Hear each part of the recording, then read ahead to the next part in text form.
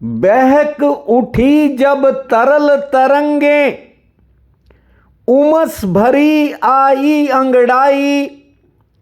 शुष्क कल्पना मचल उठी जब, उलझन की आंधी बोराई।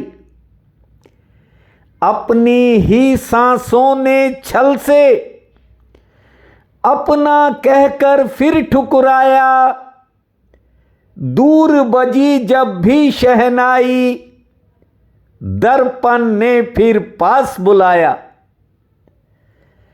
बड़ी गहरी पंक्तियां हैं, इन्हें ठीक से समझने की कोशिश करना। थोड़ा सा दुख यदि जीवन में आ जाए तो इंसान सीधा परमात्मा को याद करता है,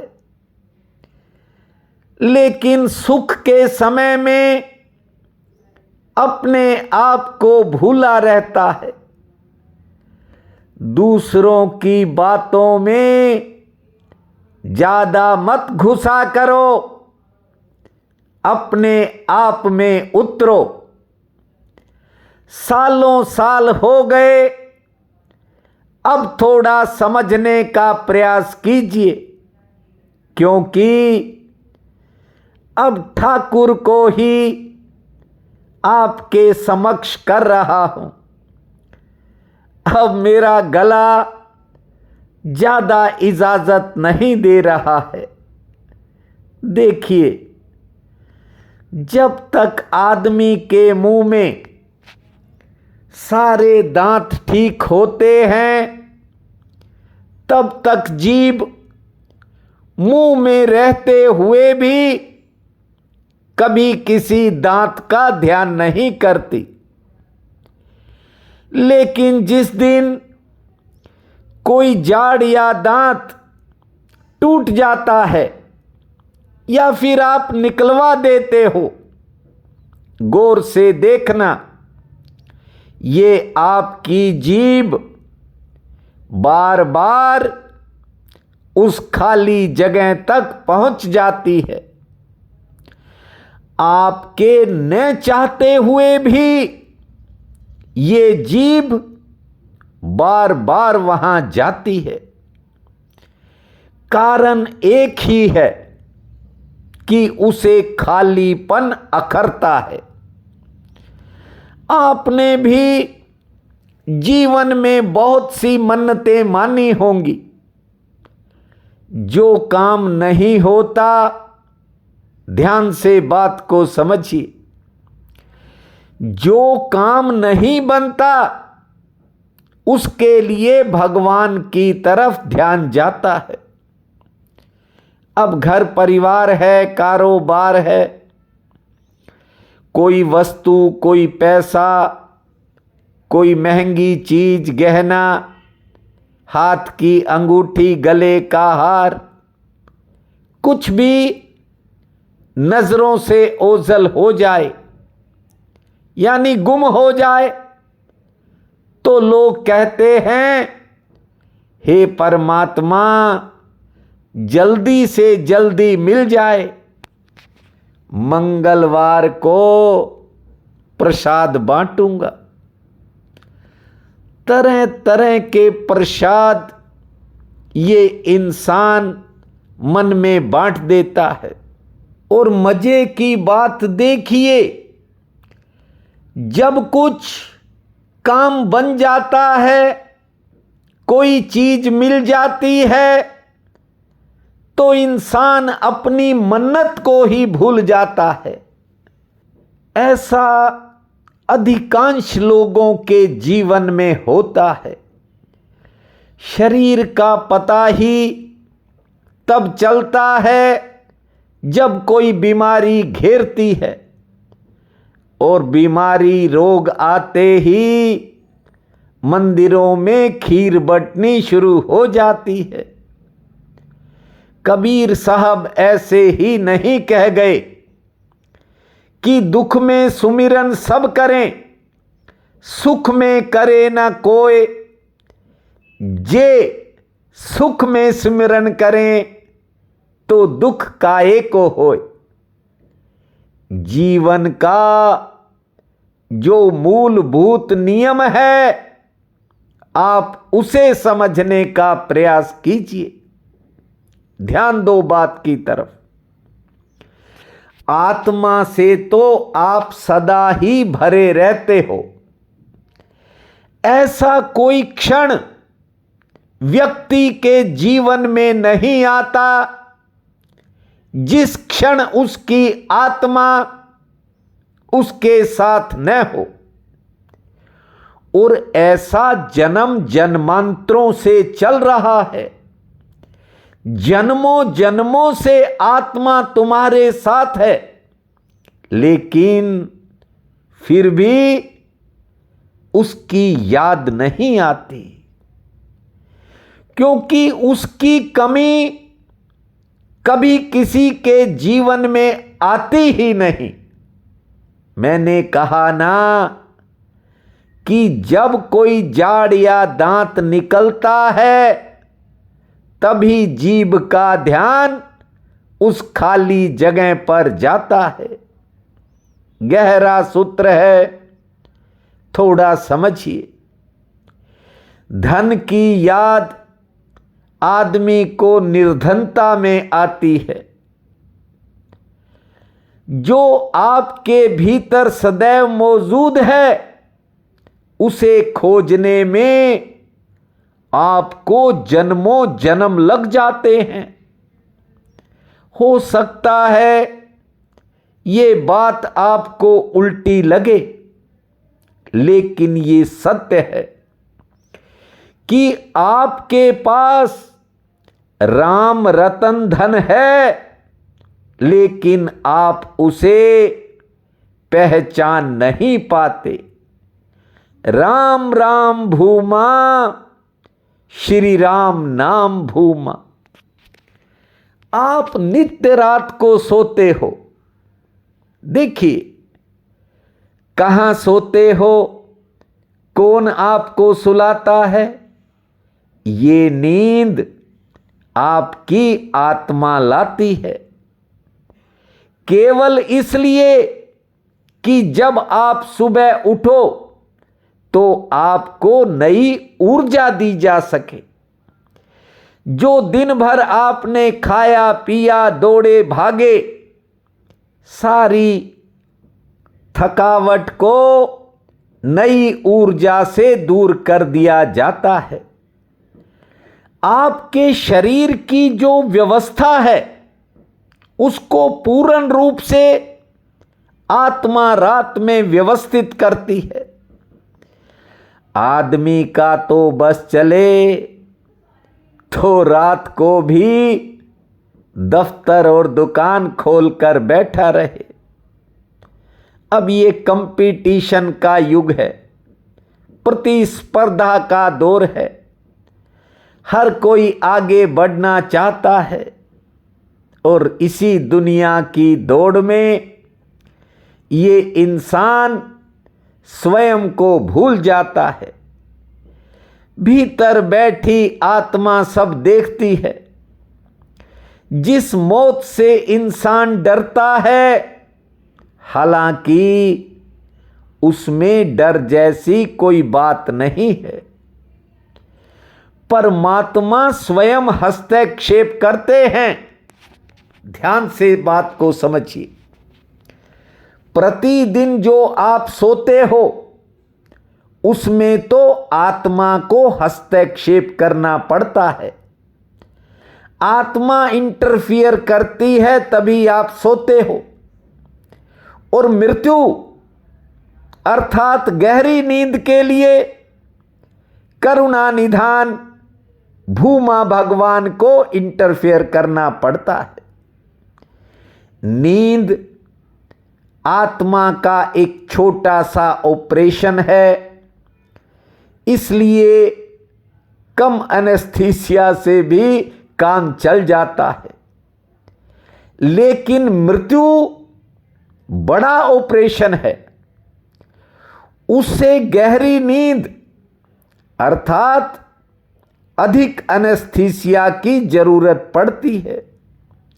क्योंकि ईश्वर आत्मा को किसी दूसरे शरीर में प्रवेश करवा रहा होता है। वर्षों से कहता हूं, मृत्यु से डरना नहीं है, मृत्यु के बोध की जरूरत है। समय के रहते जागकर अपनी आत्मा को पहचानने की जरूरत है। वर्षों पहले एक कहानी सुनाई थी, उसके माध्यम से इस बात को आज फिर से थोड़ा समझ लीजिए।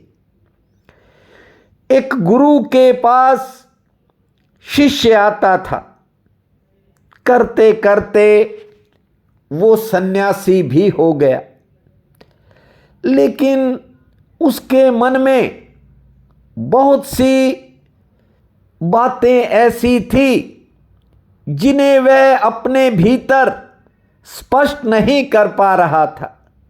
एक दिन उसके गुरु ने कहा कि मैं तेरे भीतर जो ये उतार चढ़ाव, उथल पुथल मची रहती है, इसका हल निकाल के देता हूं। जा, फलां रियासत का एक राजा है, तू उसके महल में चला जा, वहां तुझे ये तेरे मन की उथल पुथल है, इसका हल मिल जाएगा, ये शांत हो जाएगी। अब वो महात्मा का शिष्य जो सन्यासी हो चुका है, उसने कहा, हे गुरुदेव, क्यों उल्टी गंगा बहा रहे हो? अब राजा के महल में आप ज्ञान देने की बात कर रहे हो। लेकिन ज्यादा नहीं बोल पाया, गुरु की आज्ञा मानकर राजा के महल में चला गया।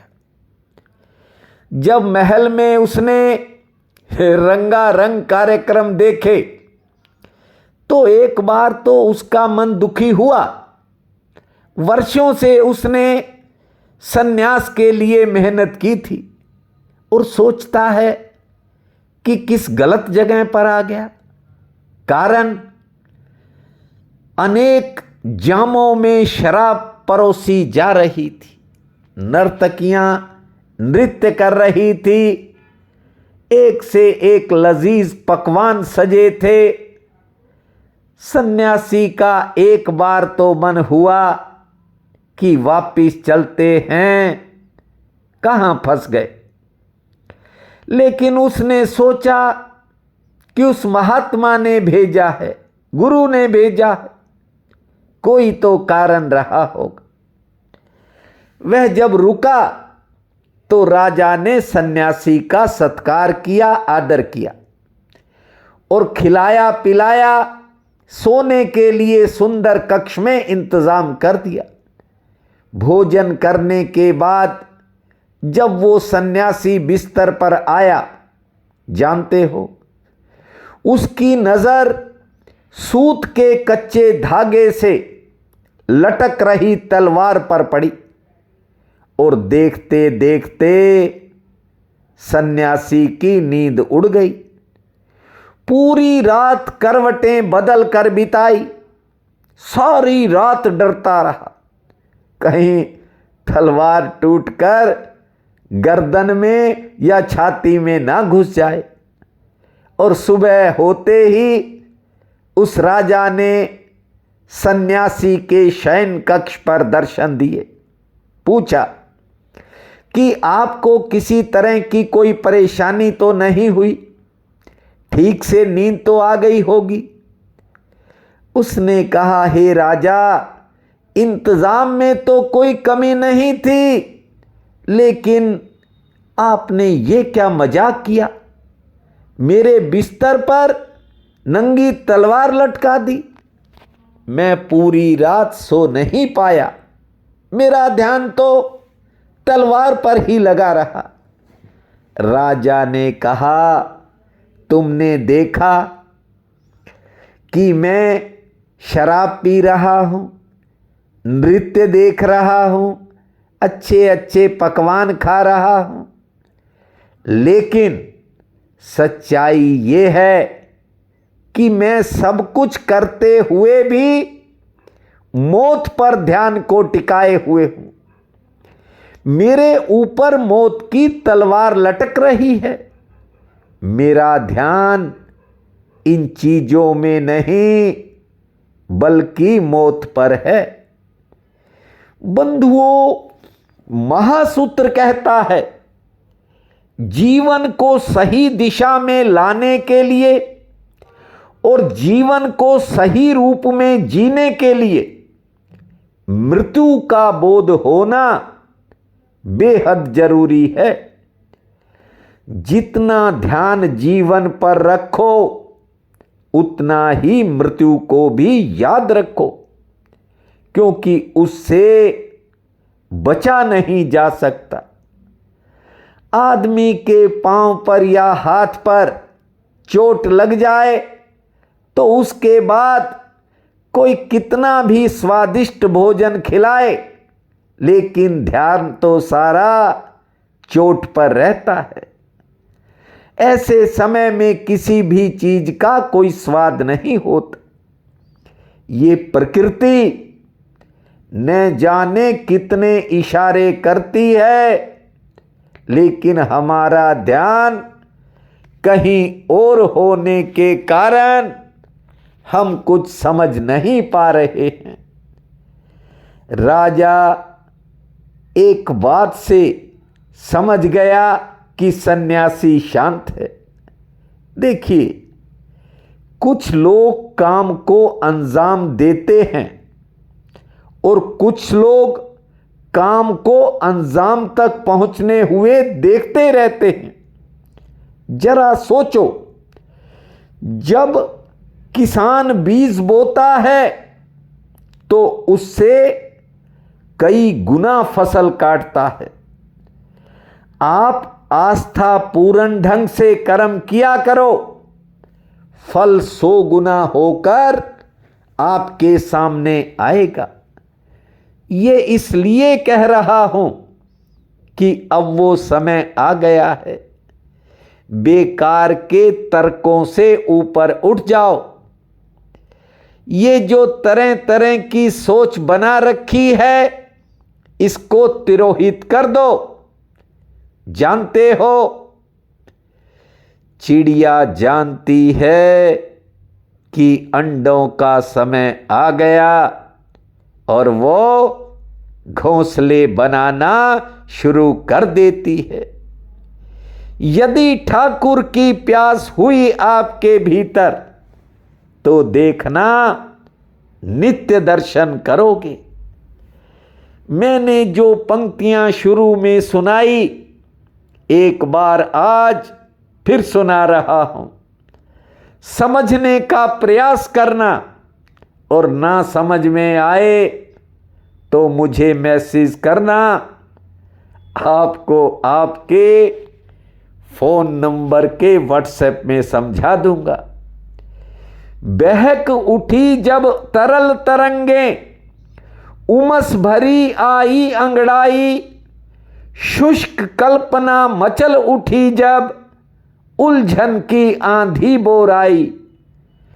अपनी ही सांसों ने छल से अपना कहकर फिर ठुकराया, दूर बजी जब भी शहनाई, दर्पण ने फिर पास बुलाया। मेरे प्रिय बंधुओं, आस्था पूर्ण ढंग से कर्म करना सीखो। वो फल कितनी गुना में आएगा, कहने का मतलब फल कितनी गुना होकर लौटेगा, इस बात की आप कल्पना नहीं कर सकते। जरूरत है तो समय के रहते अपनी आत्मा को पहचानने की।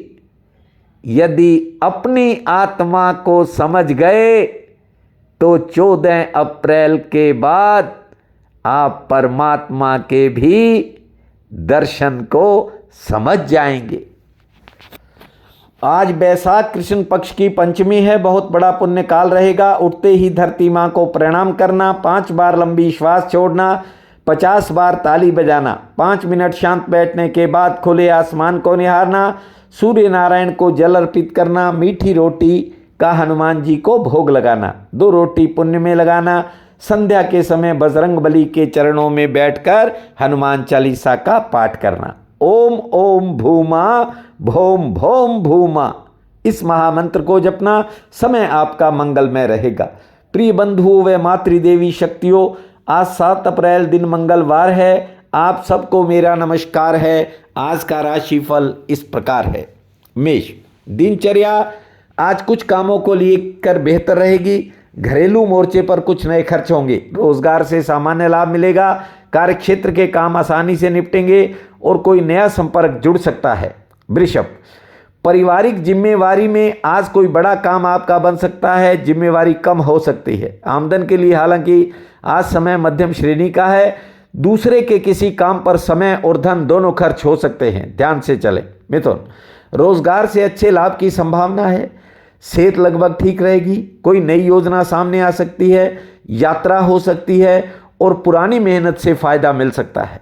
कर्क, आज किसी पारिवारिक व्यक्ति की बात थोड़ा मन में उतार चढ़ाव रखेगी। आमदन के लिए दिन ठीक रहेगा। घरेलू मोर्चे पर संतान संबंधी कामों व अन्य कामों पर कोई नया खर्च होगा। कार्यक्षेत्र में काम का थोड़ा दबाव भी रह सकता है। सिंह, आज जरूरी किसी काम में अचानक कोई कठिनाई आने के संकेत हैं, लेकिन लेन देन से जुड़े कामों में आपको राहत मिलेगी। कोई पुराना काम बन सकता है और कोई निजी चिंता कुछ समय के लिए मन को घेर सकती है। कन्या, भविष्य को लेकर मन में कोई नया प्रश्न उठेगा। रिश्तेदारों से मिलन का योग है। दोपहर बाद समय और ठीक होगा। कोई रुका हुआ काम आगे बढ़ेगा, से ठीक रहेगी। तुला, विरोधी आपके पक्ष में आ सकते हैं। दिन इतना अच्छा है, कोई नया संबंध कायम हो सकता है। कारोबार से आमदन ठीक होगी, लेकिन किसी काम में थोड़ा इंतजार करना पड़ सकता है या यूं कहूं देरी हो सकती है। वृश्चिक, आज गृहस्थ में सेहत संबंधी कोई चिंता हो सकती है। सेहत संबंधी कोई खर्च हो सकता है। यात्रा में थोड़ा सावधानी रखें। कोई नया काम बनने के योग हैं और पुरानी मेहनत से भी फायदा मिल सकता है। धनु, आज कहीं जाने का मन करेगा और मन में विचारों का फैलाव रहेगा। हालांकि कारोबारी सितारे ठीक हैं। कोई निजी चिंता दूर हो सकती है और कोई नई मुलाकात आपके लिए फायदेमंद रहेगी। मकर, आज कोई अनजान आपका सहयोगी बन सकता है और किसी के प्रति आपका लगाव बढ़ सकता है। व्यापार में उतार चढ़ाव रहेगा। आमदन मध्यम श्रेणी की होगी, लेकिन किसी के सहयोग से कोई रुका हुआ काम आगे बढ़ेगा। कुंभ, कार्यक्षेत्र में बिना वजह किसी काम में देरी हो सकती है। थोड़ा मुश्किल भी आ सकती है। वैसे आमदन के लिए दिन ठीक रहेगा। सेहत पक्ष आज थोड़ा नरम है। मान सम्मान में बढ़ोतरी होगी। मीन, घर परिवार संबंधी आज किसी काम को लेकर कहीं जाना पड़ सकता है। संतान संबंधी कामों में सफलता का योग है। सेहत आपकी ठीक रहेगी। मित्रों का सहयोग मिलेगा और किसी बिगड़े काम में भी अचानक सुधार होता दिखाई पड़ेगा। आज का ये दिन आप सबके लिए अति शुभ फलदायी हो, यही मेरी कामना है। आप सबका बहुत बहुत धन्यवाद।